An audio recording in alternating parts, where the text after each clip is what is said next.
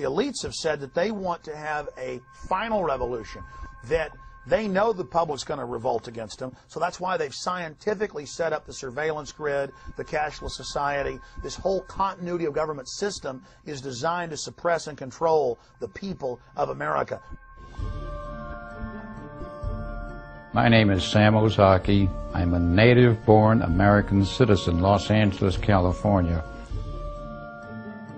When Franklin Delano Roosevelt signed Executive Order 9066, we were all rounded up like cattle and placed into America's concentration camps.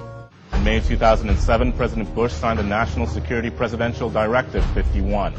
Most Americans would agree that it would be prudent to have a plan to provide for the continuity of government. They have such a plan. They introduced a little sketchy public version that's clearly inadequate, but they said, don't worry, there's a detailed classified version.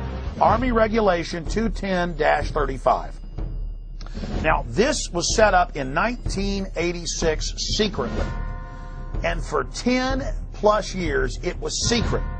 And in 1997, Bill Clinton declassified this, and we were the first major radio show to cover it. Since then, it's been expanded. This lists 12 camps to hold American citizens that have been built by the United States Army. Beginning in October, the Army plans to station an active unit inside the United States. Under NORTHCOM and under the new Homeland Brigade, it was first going to be 3,000, and then 20,000, and then 40,000. The 3rd Infantry Division's 1st Brigade Combat Team has spent 35 of the last 60 months in Iraq. Combat-hardened troops who've been running camps and centers in Iraq are now coming back to the United States to, quote, carry out law enforcement actions. The Army unit may be called upon to help with civil unrest and crowd control. The primary purpose of this force is to provide help to people in need in the aftermath of a WMD-like event in the homeland. Why is the media on one hand saying there are no FEMA camps, but on the other hand, legislation has been introduced to build them? Here's H.R. 645 legalizing what has already been developed, what's already been paid for by FEMA.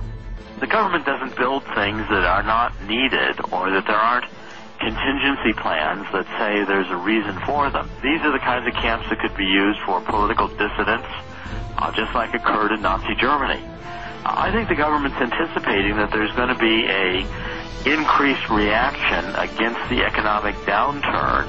All of our rights are predicated on a free America. And if we don't have a free America, all of the other questions become moot. Don't these companies have a responsibility morally if they're in there building camps and building shackles and building barbed wire facing in to speak out?